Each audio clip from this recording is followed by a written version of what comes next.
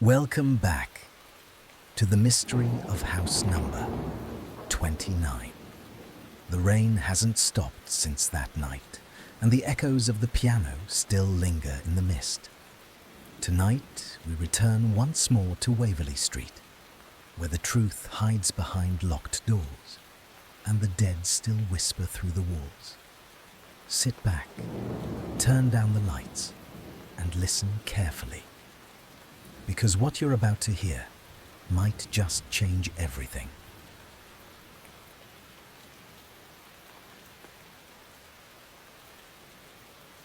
Part 4. The Secret of Mr. Waverley. The following day was gray and still. A thin fog crept through the garden, wrapping the withered trees in pale veils of mist. I had barely slept. The sound of those faint knocks beneath the floorboards echoed in my mind again and again. I found Mrs. Waverley in the study, her face pale from exhaustion. She was holding an old photograph album on her lap. When she saw me, she hesitated, then opened it to the first page. "This was my husband," she said quietly. "Charles Waverley." The photograph showed a man of stern appearance, sharp features, dark eyes, and a perfectly trimmed beard. He looked every bit the image of an English gentleman, yet there was something unsettling about his expression. Even in the faded picture, his gaze seemed watchful. I asked her to tell me about him. "At first, he was kind," she said, "but as years went on, something changed. He became distant, secretive. He often locked himself in his study late at night. Sometimes I heard him talking to someone, though no one was there." She paused, her fingers trembling on the edge of the album. "One night, I woke up and found Thomas missing from his bed. I searched the house and found him in the study with his father. Charles was furious. He yelled that Thomas had entered the basement, a place he had forbidden anyone to go. The next morning," she continued, "Charles sealed the door to the basement. A week later, he fell ill. The doctor said it was a fever of the brain. He died soon after, delirious and raving about something beneath the house." Her words filled the room like a slow, creeping mist. I thought of the box, the message, the strange tapping under the floor. "Mrs. Waverley," I asked, "where exactly is the basement door?" She hesitated before answering. "Behind the old bookshelf in the study. It hasn't been opened since the day he died." I stood and went to the bookshelf. Dust covered every surface, and the wood smelled of mold. After some effort, I found a small iron handle hidden behind a row of books. I pulled. The shelf groaned and swung outward, revealing a narrow door behind it. The air that escaped from the gap was cold, dry, and foul, like breath from a tomb. "I wouldn't go down there," she whispered.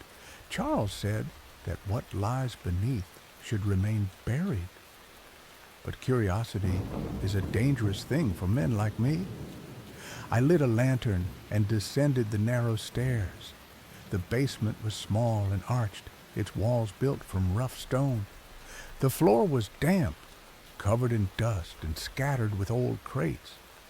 In the corner stood a heavy wooden chest, half buried under cobwebs. I knelt to examine it. The lock was rusted, but the small brass key from the box fit perfectly. With a reluctant twist, it opened.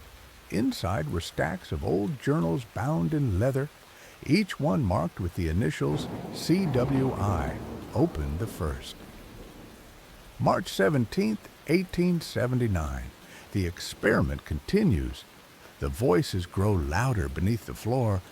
They promise knowledge, but they demand something in return. I turn the page. April 2nd. I have done what they asked. The child stopped crying after the third hour. The voice said it would give me more time, more life. I closed the book in horror. The ink was smeared, but the meaning was clear enough. Charles Waverley had not been mad. He had been practicing something darker, summoning what he could not control. And Thomas, poor Thomas, had somehow uncovered it. I returned upstairs, shaken. Mrs. Waverley was waiting in the hallway, her face white. "You went down there," she said quietly. "Yes," I replied, "and I found your husband's journals." She turned away, her voice breaking. "Then you know what he did?" I nodded. "He called something up from beneath the house, and I think it never left." For a long moment, neither of us spoke. The house seemed to listen. Then, faintly, from the room above, came the sound of piano keys being pressed one by one, slow, deliberate, like the beat of a heart. Mrs. Waverley whispered, "He's awake again." Part 5. The Calling Beneath the Earth. That night, the storm returned. Thunder rolled over London like a beast stirring in its sleep. The windows of Waverley House rattled in their frames, and the old timbers moaned under the weight of wind and rain. I sat alone in the study. The journals of Charles Waverley spread open before me. The ink had faded with age, but the words still held their dreadful power. April 9th. The voice demands another offering. It says the first was not enough. I tried to resist, but it whispers to me when I sleep. It says, "It can bring back the dead." April 14th. I have made the circle beneath the house. The thing spoke through the cracks. It promised eternity. Each line was worse than the last. Charles had been consumed by his desire to overcome death itself. He had made a pact with something buried deep under the house, something that now lingered in the shadows of every room. As I read, a strange vibration passed through the floorboards beneath my feet. It was faint at first, like the beating of a distant drum.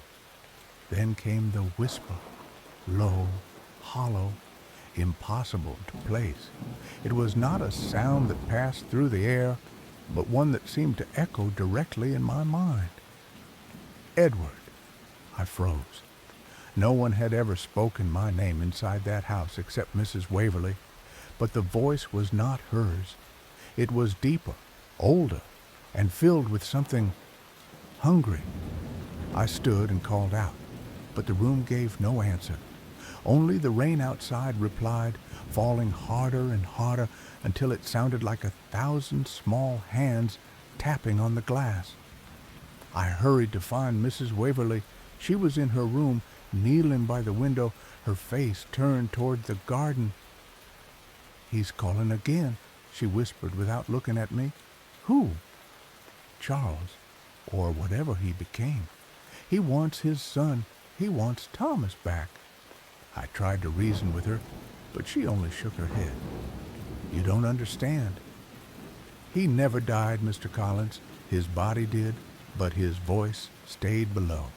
It's been calling ever since." At that moment, the house shuddered.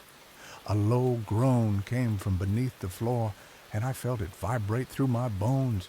The candles flickered wildly. The air grew thick and cold. Then came the sound. The same 3 knocks I had heard before. Slow, rhythmic, echoing up from the cellar. Without thinking, I grabbed my lantern and went to the hidden door behind the bookshelf. The air that seeped through the crack was heavy with the scent of earth and decay. "Don't go down there," Mrs. Waverley cried. "You can't help him now." But I had already opened the door. The stairs creaked under my feet as I descended into the darkness. The lantern flame trembled, casting long shadows against the stone walls. At the bottom, I saw the circle that Charles had drawn, the same one described in his journal, symbols carved into the stone, blackened with age. In the center of the circle lay something wrapped in torn fabric. At first, I thought it was a bundle of rags, Then it moved. The lantern slipped from my hand and clattered to the floor. The figure twitched again, slow, deliberate, as though waking from a long sleep. A voice, dry as dust, whispered, "You opened the door. You brought the light back." The air became suffocating. My every instinct screamed to run, but I couldn't move. From beneath the wrappings, two pale hands emerged, thin, lifeless, covered in soil. "Where is the boy?" the voice asked. "He was promised to me." I forced myself to speak, though my throat felt like stone. "Thomas is dead." "He's gone." The thing shuddered, then laughed, a hollow, rasping sound that seemed to crawl up the walls. "Then I will take what is left. The house, the blood, the name Waverly." I backed away, stumbling up the stairs, but as I reached the top, the door slammed shut behind me. The house groaned again, and for an instant I thought I could hear footsteps, not mine, not Mrs. Waverly's, but dozens moving within the walls, beneath the floors, above the ceilings, everywhere. I ran to the parlor. The portrait of Thomas hung crooked, the boy's painted eyes glimmering in the candlelight. The piano began to play on its own, slow, haunting, a child's lullaby turned funeral hymn. Mrs. Waverly stood at the foot of the stairs, her face drained of all color. "He's coming," she whispered. "Charles is coming for him." And then faintly, over the music, came the laughter of a child. Part 6. The Last Night at Waverly Street. The night of October 31st, 1889. It was my final night in the house on Waverly Street. The storm had not ceased since dusk.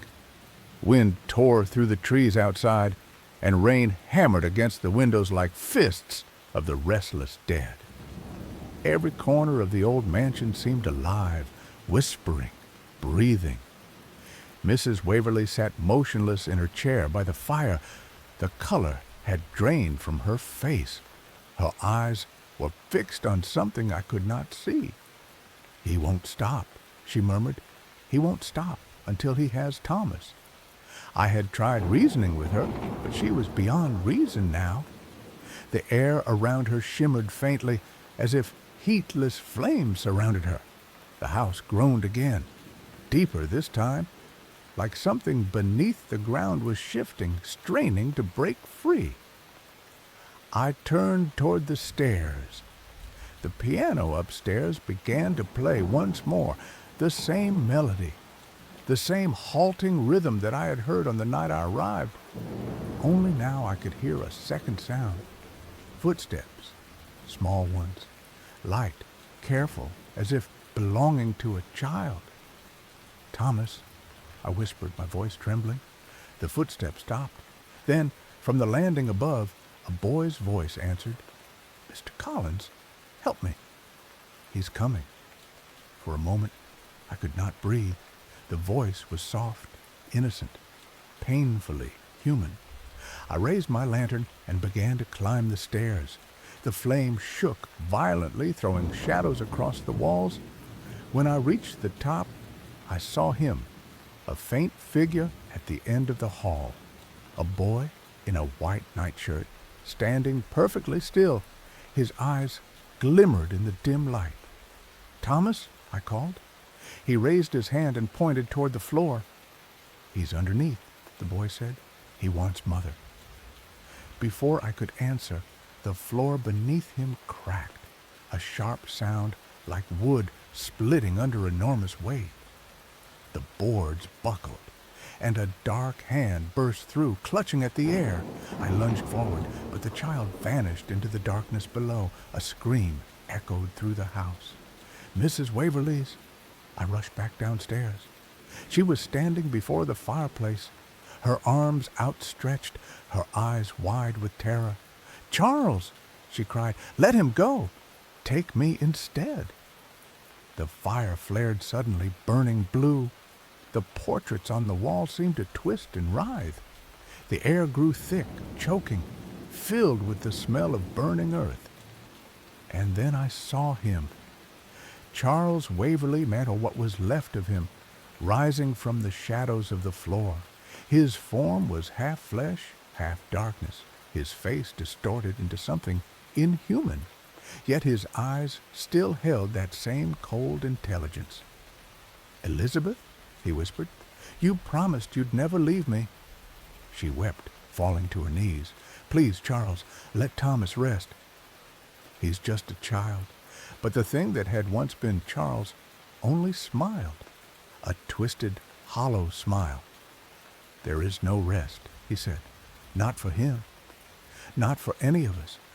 I drew the brass key from my pocket, the one Thomas had hidden in the box, and stepped between them.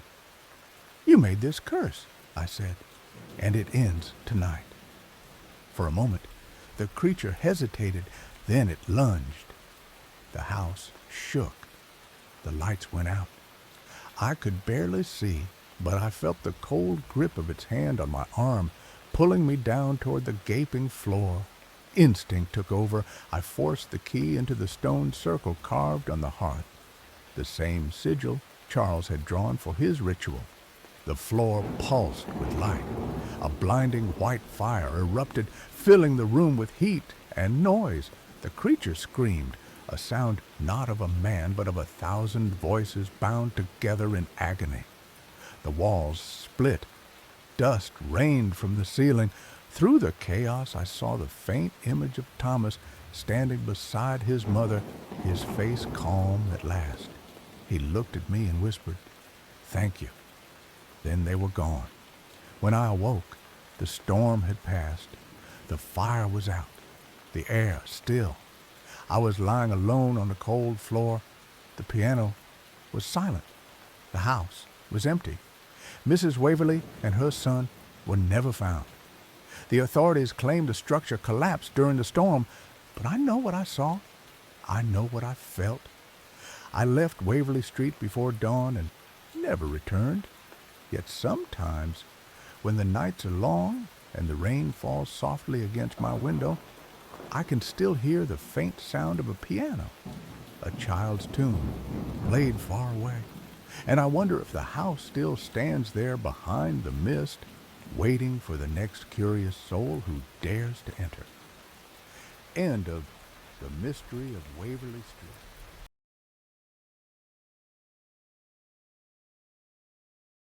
The storm has passed, but the silence it left behind is heavier than thunder. The house on Waverly Street stands quiet now, its windows empty, its piano forever still. Some say the walls remember every cry, every whisper, every note played in the dark. Others say, when the rain falls just right, you can still hear it, that faint melody of a child's hands upon the keys. I've left London since that night. Yet sometimes, when I close my eyes, I still see the flicker of candlelight behind those windows and wonder if the story truly ended. Because some mysteries were never meant to be solved.